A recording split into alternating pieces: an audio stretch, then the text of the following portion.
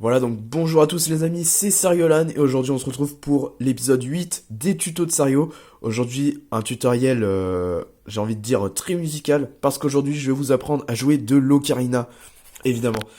L'ocarina, je sais pas si vous connaissez, bah voilà, c'est un instrument de musique qui a été pas mal démocratisé quand The Legend of Zelda Ocarina of Time est sorti, donc un jeu vidéo qui avait fait beaucoup de bruit à l'époque et qui reste toujours un monument de l'histoire du JV. Donc voilà. Aujourd'hui, je vais vous montrer comment on joue. Je possède ici une boîte qui contient un ocarina. Alors évidemment, c'est un objet qui est très fragile, surtout quand ici il est pas quand il n'est pas fait en plastique, hein, voilà.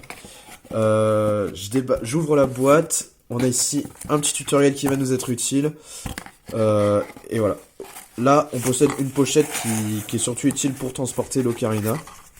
Mais sinon, la bête est ici. Voilà, on enlève la protection. Voilà, je vous invite à manipuler l'ocarina avec beaucoup de précaution, parce que ça peut être compliqué. Enfin voilà. On a même une dragonne ici qui est fournie, qui est faite pour s'insérer voilà, dans les trous ici. Euh, Merde, excusez-moi, je l'ai fait tomber. Elle est faite pour s'insérer dans le petit trou qui se trouve ici. Je sais pas si on voit bien, il y a un petit trou ici, voilà, qui ressort ici. Merde, c'est encore tombé. Mais voilà, ça c'est juste des histoires de prise de voilà pour pas endommager l'objet parce qu'évidemment ça peut coûter assez cher, hein. Voilà. Donc là vous avez votre truc. Mais bon, ici je suis sur ma table, il n'y a pas de danger, je sais, donc je vais pas utiliser la dragonne. Euh, alors, comment joue-t-on de l'ocarina? Bah, en fait, c'est très simple. Vous avez la prise, en fait, qui est indiquée, bah, je peux sortir la notice ici.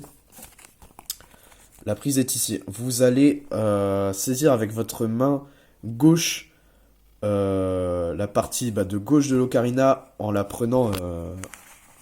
prenant par l'arrière, en fait, comme, comme ceci, avec la main gauche. Voilà. Et avec la main droite, vous prenez, bah, en fait, en fait, vous allez voir que pour faire chaque note, en fait, il va falloir boucher ou ne pas boucher, en fait, chacun des trous. Et avec la main droite, vous allez le prendre comme ceci. Euh, voilà, donc là, je peux pas prendre avec les deux mains parce que j'ai l'obligation de filmer. Mais voilà, vous faites en sorte que votre pouce bloque le trou. Il y a un trou en arrière et quatre trous sur l'avant.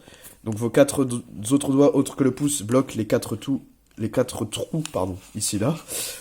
Et votre pouce bloque le trou de derrière. Le trou de derrière. Donc là, vous tenez l'objet comme ceci. Et c'est la même chose avec la main gauche. Euh, Vous allez bloquer les quatre trous ici avec vos quatre doigts, du coup, qui seront comme ça. Et avec votre pouce, vous allez bloquer le trou qui est ici. Maintenant, donc ça, c'est juste pour la position. Et en fait, comment va se dérouler un morceau? En fait, vous allez ici avoir les principales notes. Ici, on nous affiche donc 12 notes. Ici, les dièses et les bémols pour chaque note. Donc en fait, nous ici, ça va être un tutoriel assez simpliste, hein, voilà, c'est juste pour une introduction. On va pas s'occuper des dièses et des bémols. De toute façon, je vous ai sélectionné un morceau qu'on va tester ensemble qui n'utilise pas les dièses et les bémols. Donc c'est simplement les notes de base. Et en fait, pour les notes de base, du coup, vous allez seulement utiliser les 8 trous principaux. Parce que vous voyez qu'ici, là, euh, juste au-dessus, en fait, juste en dessous voilà, juste au-dessus de mon ongle, il y a un trou blanc. En fait, là, voilà, c'est écrit ici. Blanc, ça veut dire qu'on l'ouvre. Noir, c'est qu'on le ferme avec son doigt. Vous voyez qu'il y a des mini trous. Est-ce que ça veut bien faire le focus? Non. Bon, en tout cas, vous voyez qu'il y a des mini trous. Donc, il y en a un en dessous des quatre trous noirs à gauche et un au-dessus des quatre trous noirs à droite. Ces trous-là, on va pas s'en servir parce que c'est les trous voilà, qui vont être usés, justement. Vous voyez qu'il y en a un là, par exemple, qui est noirci pour les notes plus complexes.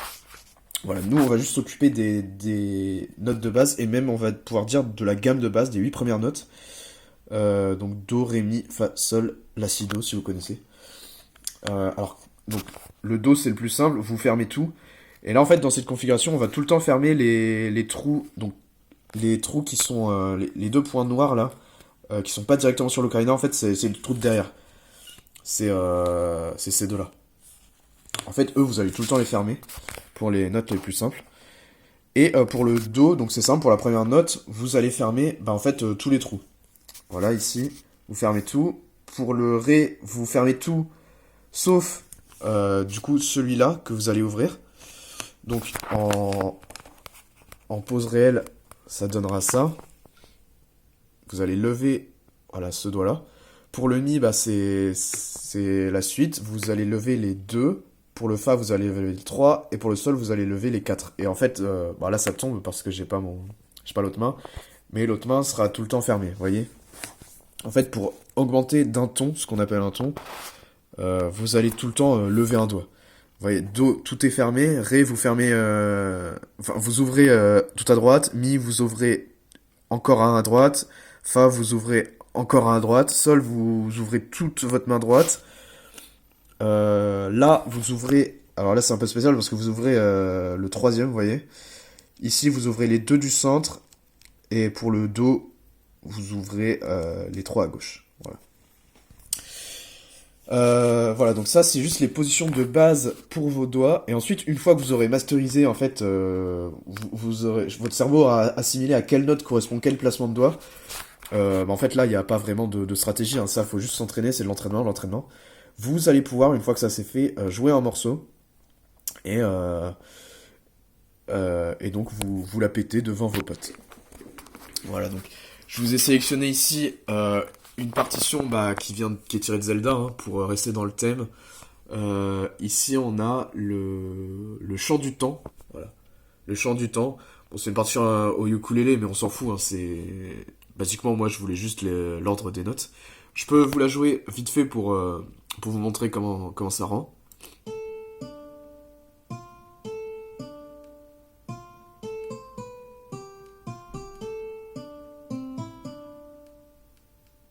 Voilà.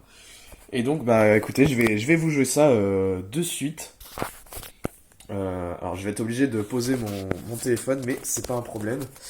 Vous n'aurez pas d'image, mais c'est pas grave. Je peux vous laisser ça comme ça si vous voulez. Allez, c'est parti.